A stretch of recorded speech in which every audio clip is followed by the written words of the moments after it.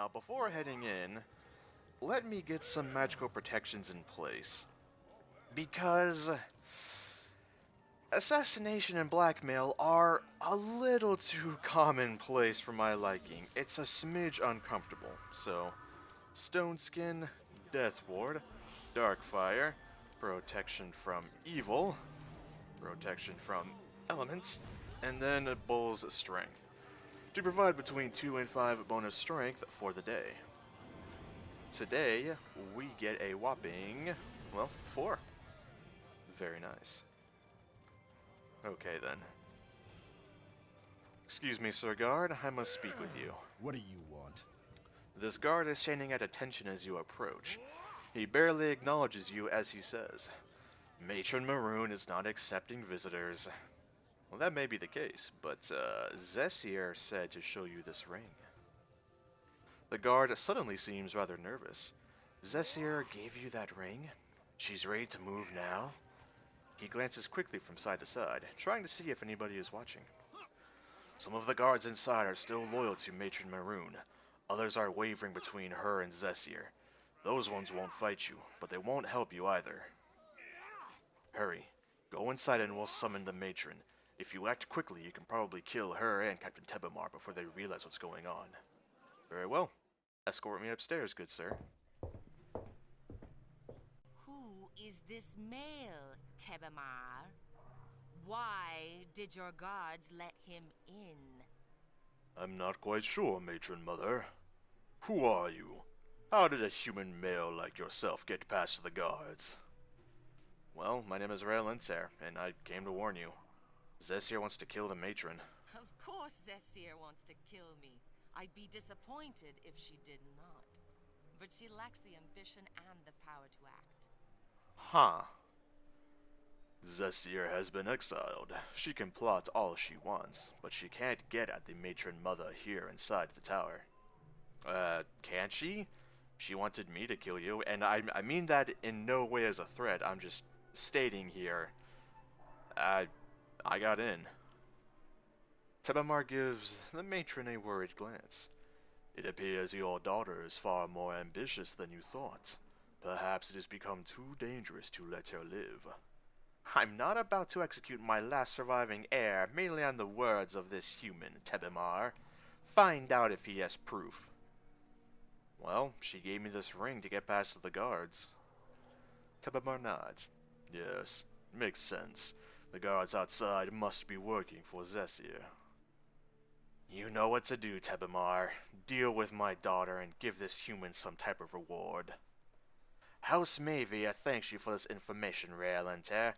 Please accept this amulet as a sign of our gratitude." "Fair enough. But I really care not for your blood money or bribes. I do, however, want to warn you that I did hear from Cecia that you may, in fact, not necessarily be loyal to the Seer and the Elastrayan followers, so this is a threat. You cause any issue here on the home front, and I will end you, alright? I've got enough problems outside of Lithmyathar. I really do not have the time or patience to deal with some traitorous knife ears back at home, alright? You dare threaten a matron mother in her own home? Tebamar, dispose of this creature! Very well. I guess you show your colors after all. This day is your last! Is it my last? I feel like it won't be. By the way, Face the pain! no casting for you. Pathetic.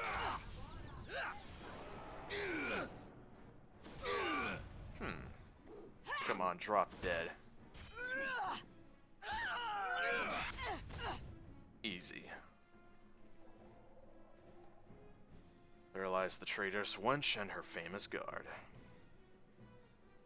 One less problem to deal with in the future, I hope. Goodbye, Mother.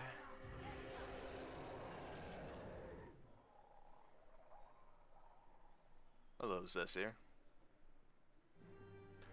Quickly, secure the tower. Remove the rest of the trash that has been following my mother.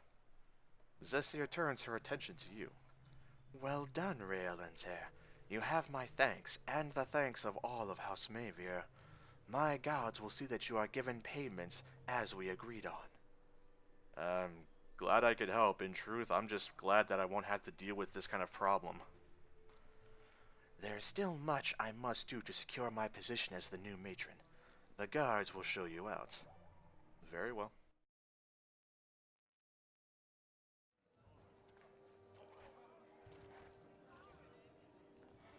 I greet you. The guard gives you a brisk salute. Matron Cecia wishes to express her gratitude for all you have done. She considers you an ally of House Maivia. Very well. I'll be going then. Okay. Good to know. Kind of simple, in truth. A simple matter, but did feel a little necessary.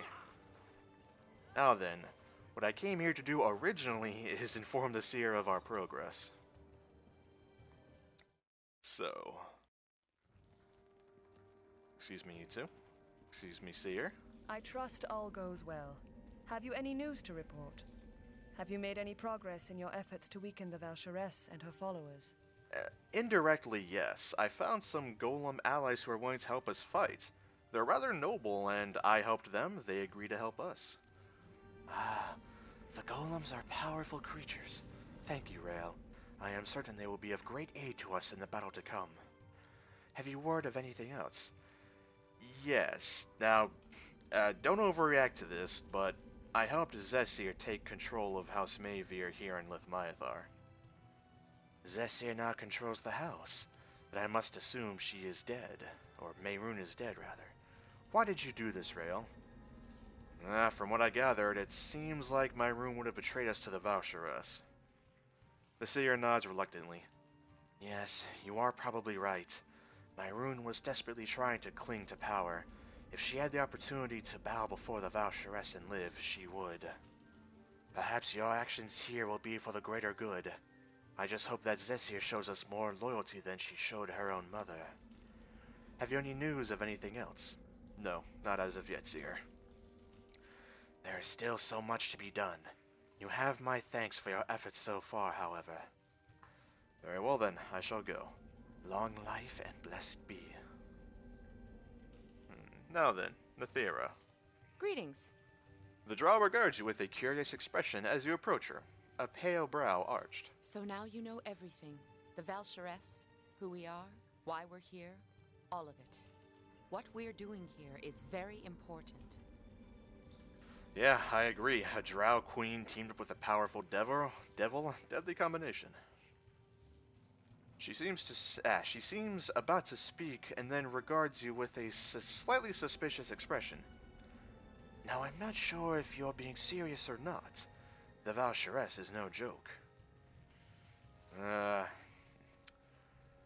Well, we'll see. Tell me of the Valcheresse and her allies. Many of those who support the Valcheresse, like the Illithid and the Beholders, dwell in the caverns to the west of the village.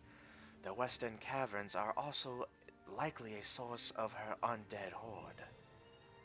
We may be able to remove these allies from her cause. I know something about each of the groups, so don't be afraid to ask for information if you need it. I see. Well, what do you know of these mind flayers, the Illithids? Well, the creatures you call mind flayers are a race of telepaths, capable of reading thoughts and controlling minds. They are known for keeping a horde of dominated thralls as servants and guards. These creatures are ruled over by entities known as overminds. The Valcheresse has many Illithid in her army, so it is likely she has recruited the aid of several overminds. To the west of here is Zorvak Moor, a small Illithid colony. If we can find Zorvak Moor overmind, it may be persuaded to convince the other overminds to withdraw the Illithid support from the Valcheresse. And how does one fight against such a creature? She shrugs. I've never had to tell the truth. I assume they'd fall to a blade like any other creature.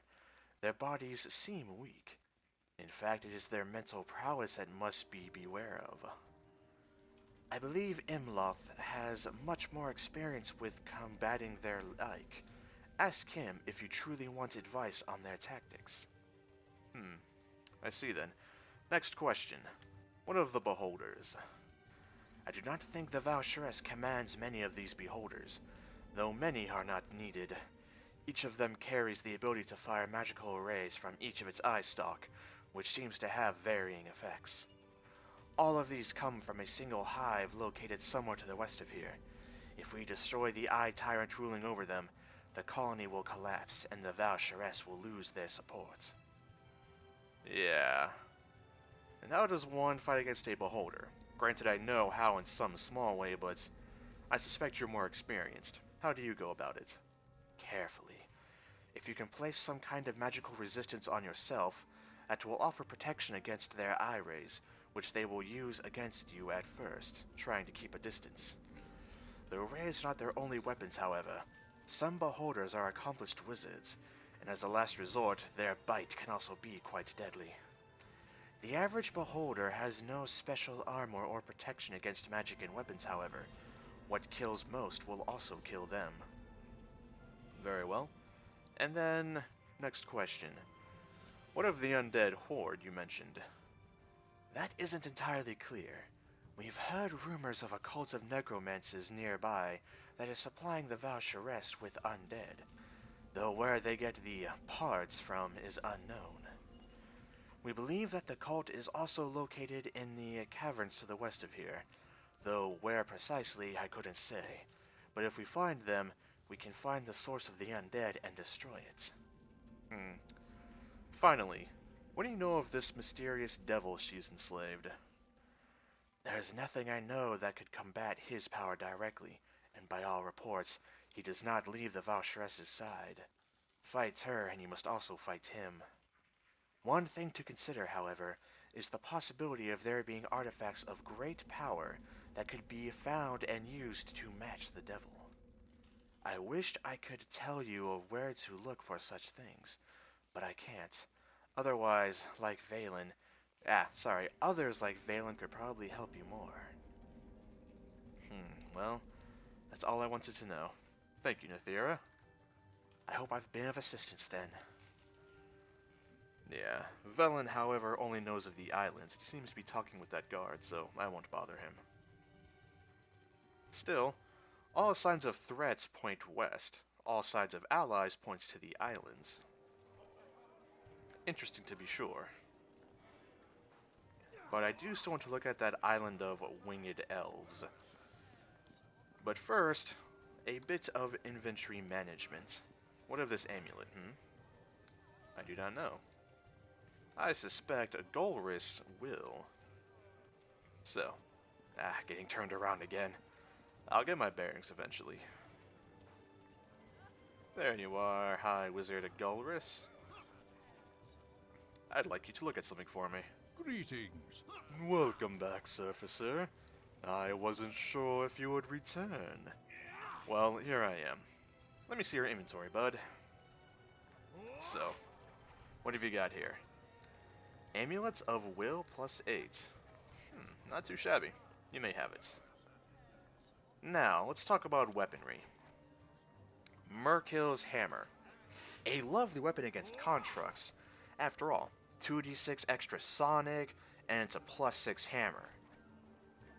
But that's only against constructs. Against everything else, it's just a +3 hammer with a little bit extra crit damage. Not that special. After all, while I will likely come across constructs in the future, they will not be the main threat as they were on the Maker's Island. So, I will sell this to you, simply.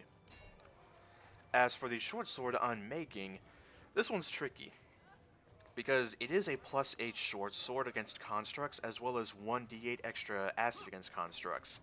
But by default, it is still a +5 short sword that grants +3 dexterity. So even without a golem to slash, it's still very good, but it's not my kind of weapon that I'm focusing on. So accustoming myself to it would be more trouble than it's worth. So I will also sell you this. And in terms of the golem binder and crasher, I'll let Valkorion hold on to those for me. Because while they're very useful, I don't need them at the moment. But Valkorion can make use of them as storage for the time being. He's agreed to that at the very least. Now then. Yeah, let's see here. Anything I care to purchase from you? Actually, yes. Let's very quickly stock up on a few potions. Here we are. Give me a potion of heal. I'll sell the potion of speed. So I will have 2 potions of heal and 2 potions of invisibility. That would be very good for me. Perfect. Got my 4 potions, my 2 healers kits. Everything is sorted.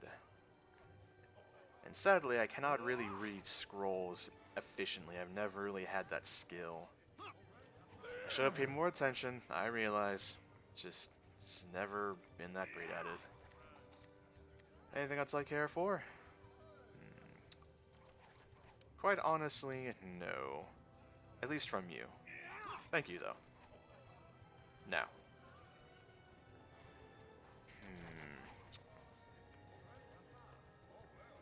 Let me get somewhere in cover here. I don't really want to spook the inhabitants of this place with a magical floating genie from beyond the veil. It might be a little bit awkward for them, so over here in this corner seems like a good spot. Valkorion. Once again, you have summoned me, mortal.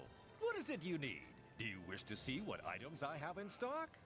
As you know, I carry only the finest of magical merchandise. Read my mind. Let's see what you got. Of course! Just remember the rules. You can look, but you can't touch the merchandise until it's paid for. And my prices are non-negotiable. I know. I know. Now, what have you got for me, huh? I could use a new weapon. All I've got is this +3. And my armor is likewise just a +3. Not very shiny or flashy at all. Kinda weak. What of weaponry first, huh? Anything new in stock? No, he hasn't restocked anything quite yet. That's fine. That's just fine. Yeah. I have a lot of very weird and esoteric items, though. What about armors?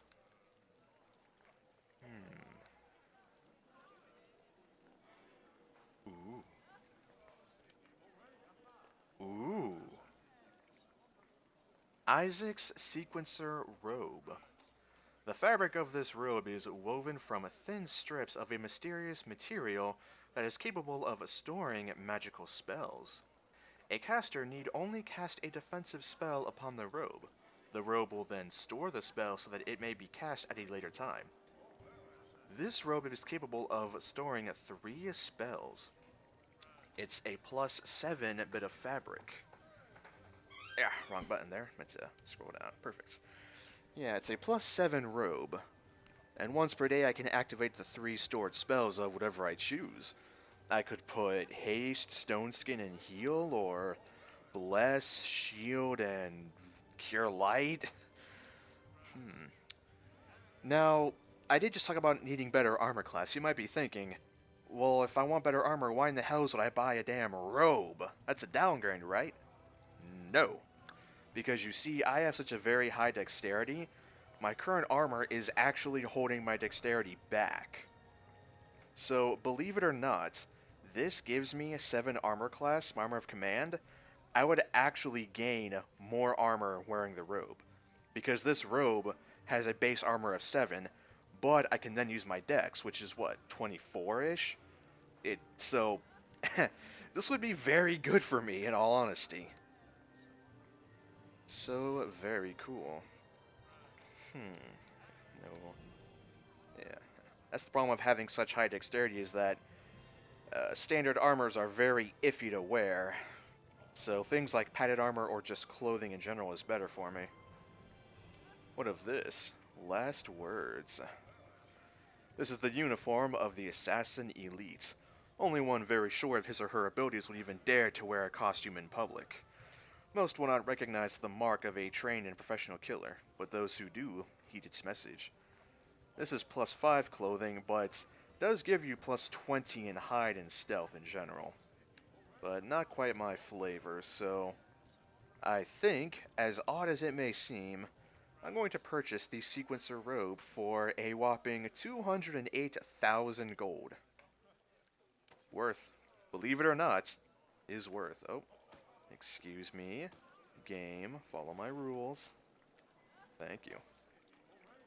Gotta follow my RP rules. Now then, like I said, I'm not necessarily the stealthiest of persons, but I feel like wearing a bright neon teal robe that's visible from space may not be the most apt thing to wear in the deep dark. So maybe... Greetings. Yes, hello, Goris. I saw very briefly that you have dyes here, and I would not mind getting this thing a smidge darker. So give me some black dye. That's for cloth. You have no leather dye. That's fine. I'll go over and look around for that. Yeah. And if not, I could probably just make some myself, honestly. So, very well. With that sorted, I do have that bar of mithril. One of the best metals in fantasy combined with, well, one of the best robes in the game. Oh yeah. I can make something truly fun. But first, I'll donate to Goris here a bit. I don't need the books that I have here, the lab notes and whatnot, so I will very simply just store them with Goris. If he can make use of them, great. If he can make his own golems from them, fine. I won't question the morality of more sentient golems, it's just a bit too much of a headache.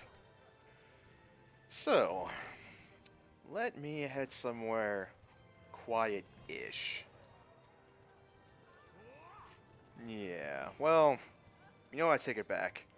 Hey, Resolvier, would you be so kind as to help me with my new set of armor? And I do mean armor, because when I'm done with this robe, it will be armor. Alright, Resolvier, where's your anvil?